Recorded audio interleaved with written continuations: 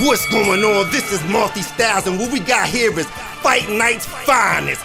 Let's get ready to rumble! Fight Night's finest. Let's step in the ring where the lights are blinded. I'm about to just knock you out. Now your mouthpiece, you cannot find it. You cannot face the weather. Warming up like May's weather. Super fast like Mayweather. You cannot put your face together. Cause my hands is lightning speed. I don't really think people wanna fight with me. You'll likely flee like Frazier from Foreman. Guaranteed tonight you'll bleed. Looking like I swiped your feet from under you. I'm like Tyson Beast. I punish you. I don't think that there's nothing your freaks are gonna do but sleep. What is good, boxing fans and gamers? It's your boy, Fight Night's finest, the Sophie commentator, coming back with another Fight Night Champion online ranked match. Of course, this video is sponsored by www.amway.com/MatthewsMarket for all your nutritional needs, supplements, protein shakes, anything you're looking for. You can find that at www.amway.com. Also, subscribe to our new channel, which produce extreme quality content, the YouTube Bingo Hall. That link can be found also in the description, along with our Twitter. Follow us on Twitter to stay up to date with all the latest videos that we put out. This way you guys will never miss a video, and also you can learn some other boxing news and things that's going on if you guys decide to follow me on Twitter. Once again, all of these links can be found in the description. There's the opening bell, and now you see these two men in the ring. Monzon versus Keyshawn Hayes, 90 overall versus 89 overall. We're at a slight disadvantage, and there's a lot of different things that both of these men bring into the ring here tonight. But what you're gonna see throughout this fight is a variety of style, and showing how each style can be effective. You're gonna see a game plan that breaks down my opponent each round, step by step, round by round. You're gonna just watch him deteriorate. You're gonna watch how the different styles, when they become effective. And what you're gonna see in this first round here is just all the different kinds of styles that we can bring to the ring. So right now we're on the inside. You see the combination punches. We're being more of an aggressor in this round so far. Where we're on the inside, we're throwing combinations, we're going high and low, we're letting the hands go. That's one of those type of bruising fighters, one of those fighters that just can wear you down with a bunch of combinations, stick in your face the entire night. Even though Monzon does not have a lot of power, if you work that kind of strategy with him, it won't be successful. Why? Because his disadvantage is he does not have a lot of stamina. His stamina management, you have to be precise with Monzon. He's a well-balanced fighter. He's a fighter that has a lot of different strengths, but only if you apply them in the correct situations. Like, his power isn't the greatest, but if you got your opponent's stamina down, then his power becomes a lot more effective. If you can box with him on the outside, because he has that 76-inch reach for a middleweight, that's great. And then also, if you can sit back and be a counterpuncher at time, you can sit there and you can use the long reach, you can use your boxing skills and his decent defense and his defense reflex rating in order to go ahead and dodge some of the punches that your opponent is sending at you. So he can do a lot of things. He's a very versatile fighter, but he's not good at one overall thing. But that's going to bring her into the first round, and this is the new thing that I'm going to start doing on every video. Let me know if you guys like this. At the end of each round, we'll introduce what the scorecard said in the previous round. So if you took a look there in the bottom left hand corner of your screen, you saw that we landed 47% of our punches to his 35. So we was a lot more effective in that round. We was able to get off a lot more offense, and we was also able to get off a couple of nice counters, a few nice power straights right down the pipeline. And we're doing the same thing here, getting off a couple of nice combinations. It was a jab to the body followed by the right uppercut upstairs, and then once again get back on the outside, watch him miss, start using that defense that you've been seeing so heavily implemented in the last few videos, making our opponent miss, making them think we're gonna come in there and throw a punch, and then just sit there and back out, just stay away from him. So that's how you can work your defense. That's how you see us in there baiting a couple of punches every once in a while. You can see us also coming onto the inside and working that body, because Keyshawn Hayes, he's a power puncher, man. That guy has a devastating left hook. His power is ridiculous, and he can pretty much one-shot you at any point in the fight, and next thing you know, you're laying on the mat with that one punch KO, and the controller's just flying across the room. So that's why we're playing we're mixing it up every once in a while. We want to keep him off balance in terms of what it is that we're trying to bring to the ring. We can bring a bunch of different things to the ring, but it's always important to be unpredictable with what it is that you're going to do. So like right now, you see us walking into his range, stepping out real quick, and then go ahead and making a miss. And then we'll take that same opportunity whenever he misses a shot. Go ahead and punish him. We'll step in and maybe take a shot or two, and this way we can go ahead and lay about 3 downstairs to the body. This way we can get some of that stamina down and take away some of that power that this man has, so that we don't get dropped in the later rounds, and then we can impose our aggressive inside fighter style onto him and possibly knock him out. So that's going to be the end to round number 2 here. As we transition into round number 3, we were able to land 53% of our punches to his 31. So the defense got a little bit better. We tightened up a little bit. We was able to knock down 4% off of his total punches landed from round number 1 into round number 2. Into round number 3, we're going to play a little bit more defensive. I mean, hell, why not? We're knocking down his offensive percentage landed, so we might as well keep it low. Might as well keep it low and keep looking for an opportunity to where we can land clean and effective offense without getting tagged back. That's the most important thing. Champions do not take return fire, and that's exactly what we're trying to find, the perfect mix of when we can go ahead and deliver in some offense without taking much punishment back. But look at this here, as we start turning up with the combination, we start letting the hands go, and he's like, oh my god, what did I get hit with? What did you just hit me with? We just hit him with like a 6-punch combination and able to get in a nice little counter hook downstairs to the body. Once again, we get back onto the offensive. We start throwing the combinations, letting the hands go, and then we take a break. Why not? I mean, he wants to work the outside. He doesn't want to be on the inside.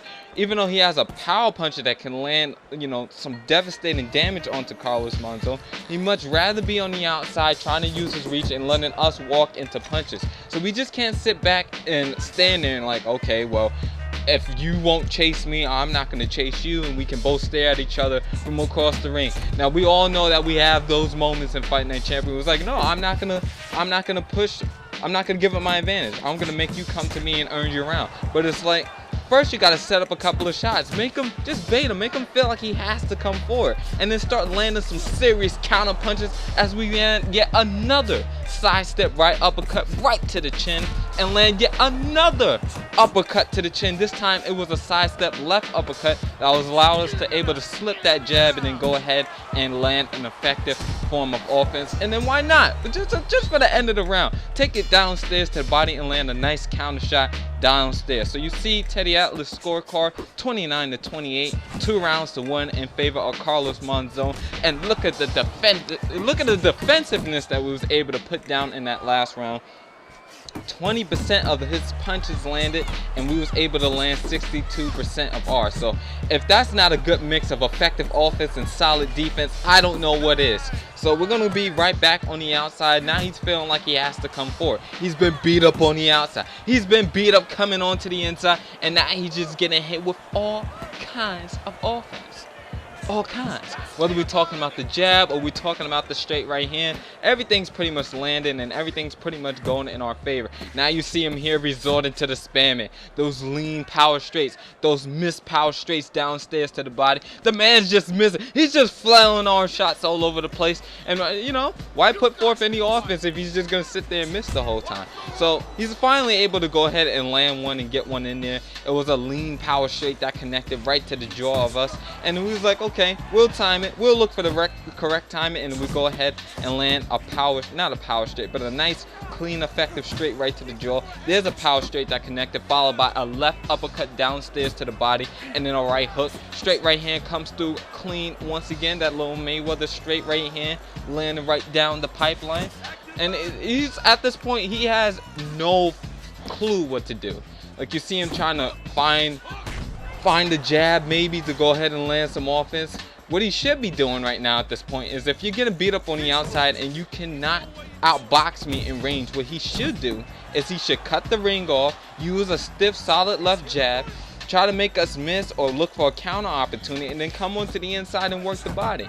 The only time a guy can really sit here and work the ring like this is if he has fresh legs, if he has decent stamina. So in order to take away from what I'm doing, you have to either be patient and force me to have to come forward and land effective offense, or you just gotta cut the ring off and go balls deep and try to take away my stamina. So we saw there at the end of that round, still in the 20% is landed on him. 28% offense effective for him, 51% for us. And right now, all the momentum is on our side. Like, we land a counter in the beginning of this round. He's missing. He has no clue when we're going to come onto his range and try to land a jab. He has no clue when we're going to look for offense. Everything in this man's head right now, he's just like, what? Huh? He must feel retarded because nothing he's doing right now is effective. So once again, we're going to go into this round playing very defensive because there's no need for us to look for any offense right now. We work the body when we can in order to get rid of his offense. We work effective defense on the outside. This way he's missing punches and deteriorating his own stamina. That should have been a counter right there, as he was able to sidestep that straight right hand and then fire back with a counter left uppercut, even though we didn't get the counter on the scorecards. So still playing defensive. He's still having a hard time landing. He was able to land 2 punches there. Left hook and then a right uppercut comes in for him, and that he was able to land. But don't worry, we got the stiff left jab coming out. We got the straight right hand coming in. We got a couple of punches that's gonna land onto this man's face, make him think about coming into my range like that. You're not gonna just walk into my kitchen. He's able to land a counter that was very effective, which was a left bolo punch, and he was able to go ahead and give him a receipt with some nice work downstairs to the body. Counter left uppercut lands for us once again. Power straight right down the pipeline. Everything's going well this fight. Like, what could go wrong, right? Everything's going good. We're landing effective offense. He's missing punches. That's been the story of the night. Then he finally gets a lucky power straight that comes in and ends putting us down onto the canvas.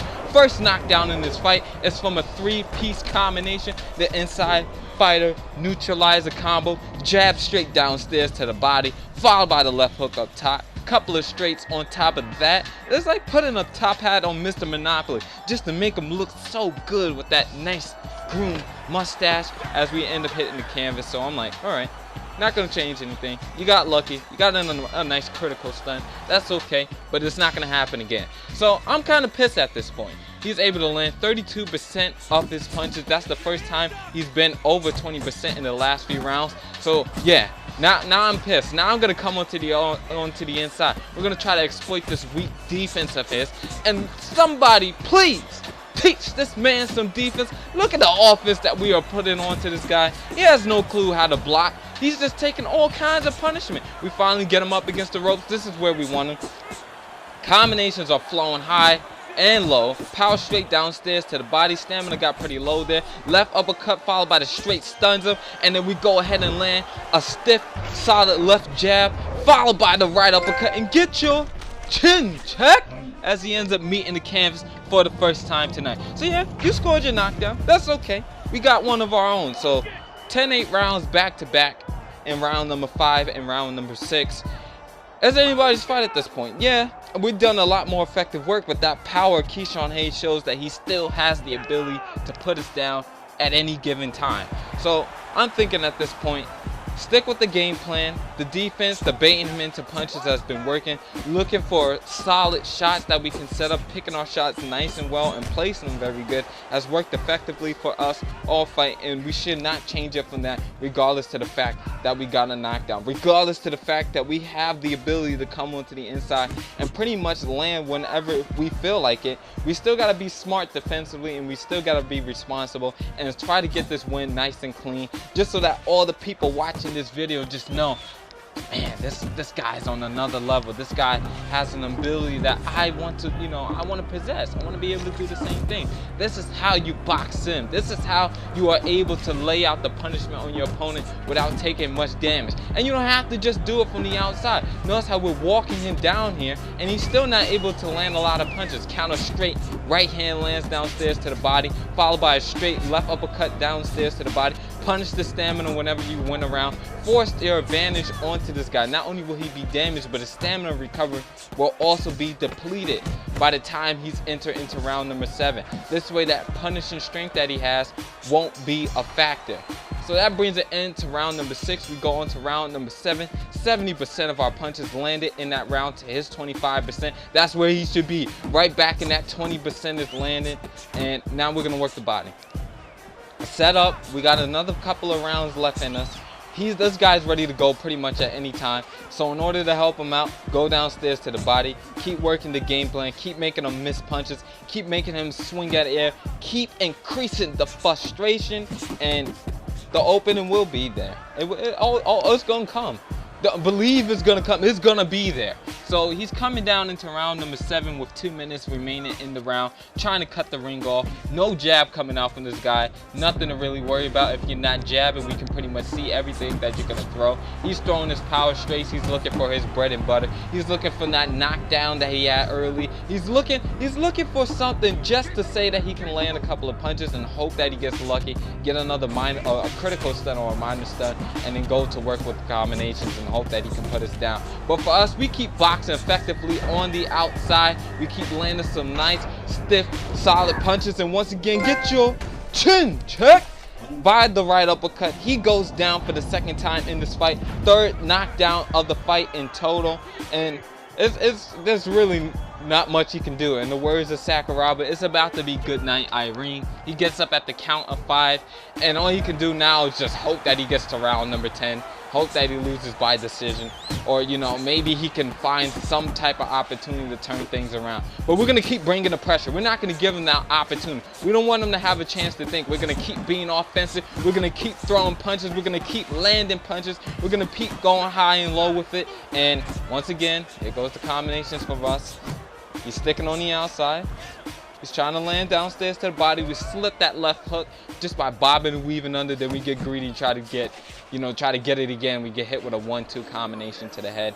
20 seconds remaining in round number 7. The question is, can he close the gap? Can he turn this around? Can he get one of those epic, sweaty comebacks that we're so famous for? And let's be honest. He can't do that. It's just not possible. It wouldn't be right. I mean, unless if he gets a flash knock. Okay, let me not jinx it. Anyway, we go into round number 8 here. Here's a look at Teddy's Atlas scorecard, 67-63 in favor of Carlos Monzon. We got 63% of our punches landed last round to his 32.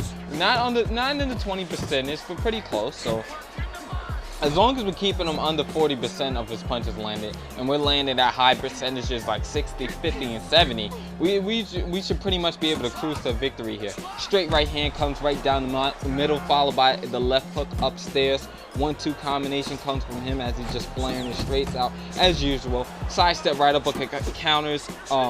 Sidestep right uppercut counter landed after we was able to land some effective body shots onto him. Once again, jabs coming out. Once you see it, notice how he was able to get onto the inside effectively by throwing a couple of jabs. Didn't land any, but it allowed him to land a straight right hand downstairs to the body, and also set up some other things. Speaking of setting things up, he was able to land a sidestep right uppercut after taking advantage of his aggression and then setting up some well-placed body shots. Now we're just gonna let the hands go pretty much at this point. We're both getting into the slugfest here as we keep backing them down into the ring, onto the ring rope. Counter left uppercut downstairs to the body lands. Now we try to go with the power shots, miss 2 uppercuts, but then come across with the left hook and get cold clocked as he meets the canvas for the 3rd time tonight. Keyshawn Hayes barely hanging on in this match, and he's just like, no, oh my God, what can I do? What can he do at this point to turn the fight around?